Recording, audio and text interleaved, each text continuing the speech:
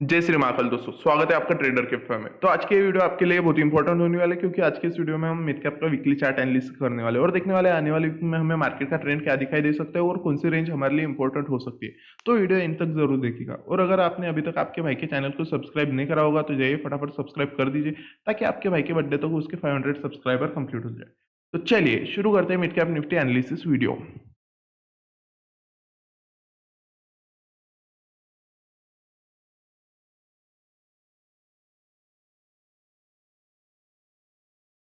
तो आप अगर प्रीवियस वीक में देखोगे तो मार्केट में क्या हुआ था, परफेक्ट बाइंग आया था। यहाँ पे मैंने आपको एक्सप्लेन क्या किया था, अगर मार्केट गैप अप होता है तो उसके बाद में क्या हो सकता है, मार्केट में बाइंग आ सकता है, बाइंग मोड एक्टिवेट हो सकता है। बढ़िया सा वही हुआ, मार्केट में बढ़िया सा गैप अप हुआ।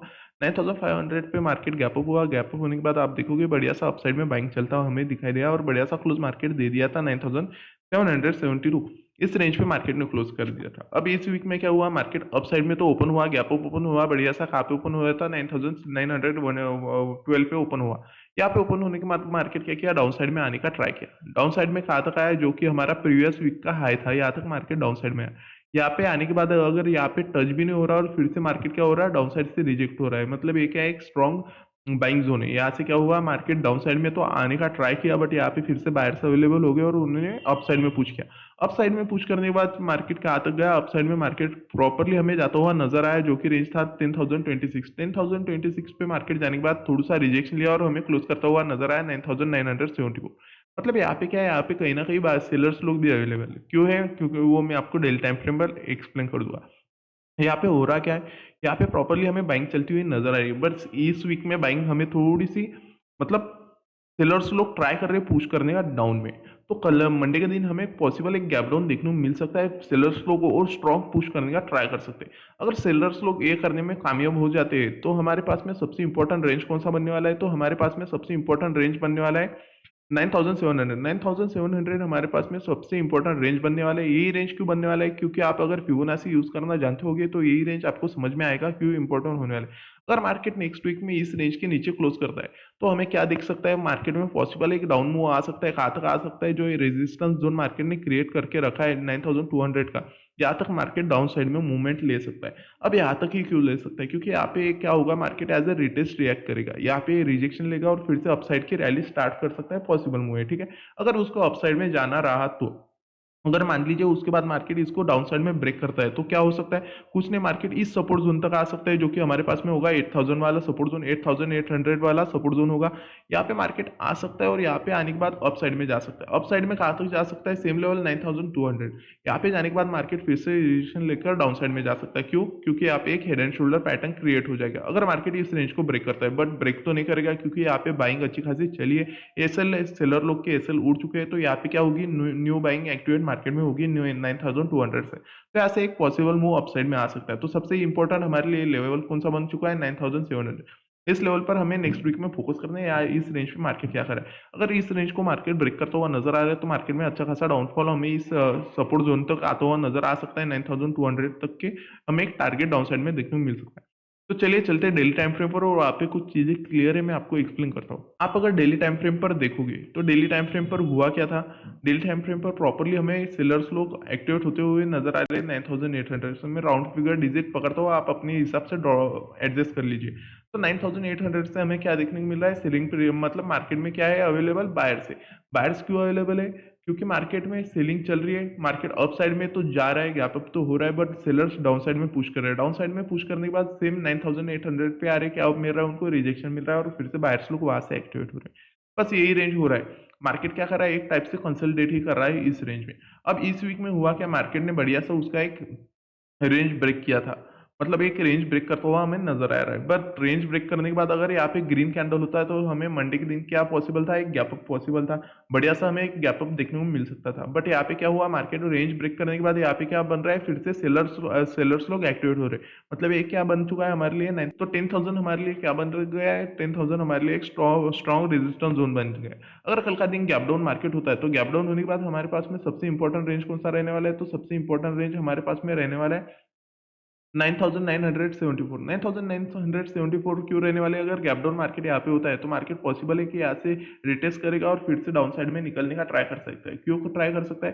क्योंकि यहाँ पे बायर्स लोग ट्रैप होने वाले हैं। यहाँ से जो लोग बाइंग कर चुके हैं उनके एसएल हंट होने के चांसेस बहुत ज्यादा है। क्यों चांसेस है? क्योंकि अगर मार्केट ये फेक ब्रेकआउट करता है तो उसके बाद में एक सडनली अच्छा खासा रेड कैंडल डाउन साइड में ला सकता है और मार्केट और बढ़िया सा मैंने आपको जो बताया एक प्रीवियस सपोर्ट जोन तक मार्केट जाने का ट्राई कर सकता है। 9200 जो हमारे पास में एक सपोर्ट रेजिस्टेंस है, सपोर्ट जोन एक्ट करने वाला है, इस रेंज तक मार्केट डाउन साइड में जा सकता है।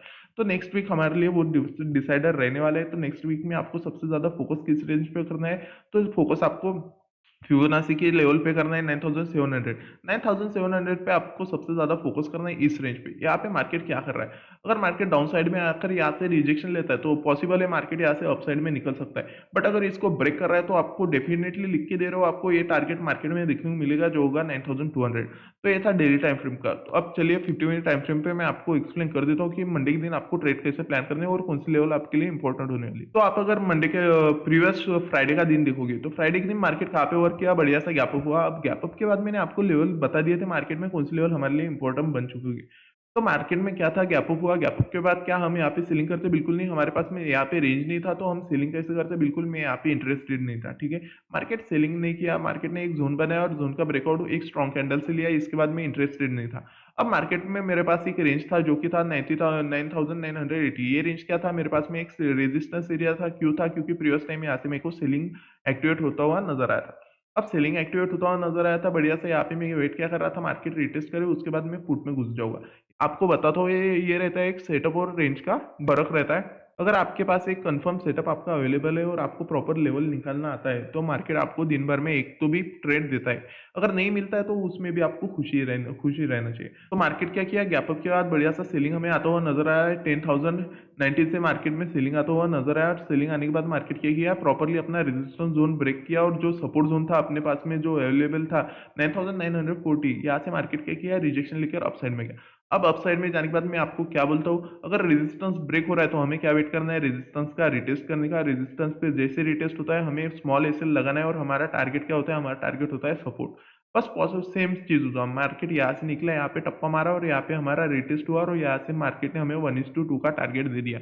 ये होता है एक प्रॉपर सेटअप। अब क्या मेरे को यहाँ पे गिल्ट करना चाहिए था कि डाउन साइड में हमारी मोमेंट मिस हो गई? बिल्कुल नहीं। मैं यहाँ से निकलने का आपको रीजन बताता हूँ। ये जो रिजेक्शन आया ना यहाँ से मैं निकलने का यही रीजन था क्योंकि प्रीवियस टाइम भी मार्केट ने यहाँ से रिजेक्शन लिया था और अभी भी मार्केट ने यहाँ से रिजेक्शन लिया था। पॉसिबल था मार्केट यहाँ से अपसाइड में भी निकल सकता था, इसलिए मैंने यहाँ पे अपनी सब क्वांटिटी एग्जिट कर दी। ये एक ही ट्रेड मेरा पॉसिबल मार्केट में उस दिन बना था फ्राइडे के दिन। उसके बाद मैंने एक भी ट्रेड नहीं लिया क्योंकि उसके बाद आप देखोगे मार्केट किया क्या? मार्केट ने उस रेंज को ब्रेक किया, जो हमारा सपोर्ट जोन था उसको ब्रेक किया और बीच में से मार्केट एक सपोर्ट है रिएक्ट करके अप साइड में घूम गया। अप साइड में घूमने के बाद अब अगर मार्केट यहाँ पे रिटेस्ट करता तो मैं क्या कर देता? फिर से एक बाइंग साइड में चला जाता। बट मार्केट ने क्या किया? अप साइड में चला गया और अप साइड में जाने के बाद बढ़िया सा क्लोज 9,971 पे हमें करता हुआ नजर आया। अब अगर मार्केट 9,971 पर क्लोज कर रहा है तो हमें क्या देखने को मिल सकता है मंडे का दिन? तो मंडे के दिन हमें गैप डाउन देखने को मिल सकता है। क्यों देखने को मिल सकता है? क्योंकि आप अगर यहाँ पे ध्यान से देखोगे तो मार्केट कहाँ से रिजेक्शन लिया है? जहां से मार्केट को प्रीवियस एक सेलिंग एक्टिवेट होती हुई नजर आई थी। मतलब जहां से मार्केट ने प्रीवियस थोड़ी सी सेलिंग ली थी, जहां से मेरी एंट्री हुई थी, वही से मार्केट क्या किया है? बढ़िया सा रिजेक्शन लेता हुआ नजर आ रहा है। मतलब यहाँ पे अवेलेबल कौन है? सेलर्स लोग अवेलेबल है। तो यहाँ से एक पॉसिबल है कि मार्केट गैप डाउन हो सकता है। और अगर मार्केट यहाँ से गैप अप होता है तो क्या हो जाएगा? इन लोगों के एसएल उड़ जाएगा और इन लोगों के अगर एसएल उड़ रहे हैं तो मार्केट कहाँ पे गैप अप होने के चांसेस है? मार्केट 10,040 के ऊपर मार्केट गैप अप होने के चांसेस है। अगर मार्केट मंडे का दिन गैप अप होता है तो गैप अप में हमारे पास में सबसे इंपॉर्टेंट रेंज कौन सी बनने वाली है? तो सबसे इंपॉर्टेंट रेंज हमारे पास में बनने वाली है 10,106। ये रेंज हमारे पास में इंपॉर्टेंट रहने वाली है। ये रेंज एक फिबोनाची लेवल है। तो ये रेंज हमारे लिए इंपॉर्टेंट बनने वाली है। उसके ऊपर तो हमारे पास में लेवल नहीं है। इसी रेंज पे हमें ट्रेड मिलने वाला है। तो अगर मार्केट यहाँ पे ओपन हो रहा है तो हमें क्या करना है? हमें कुछ नहीं करना है, हमें मार्केट में देखना है। अगर मार्केट ऐसा कंसल्टेट करना है तो सेम हमें एक रेंज मार्क करनी है और देखना है मार्केट क्या कर रहा है। अगर मार्केट उसको अप साइड में ब्रेक कर रहा है तो बिल्कुल हम कॉल साइड में जा सकते हैं क्योंकि कॉल साइड में जाने के पास हमारे हमारे लिए रीजन रह सकते हैं। मार्केट में अच्छी खासी बाइंग है तभी मार्केट इनके एसएल उड़ा रही है।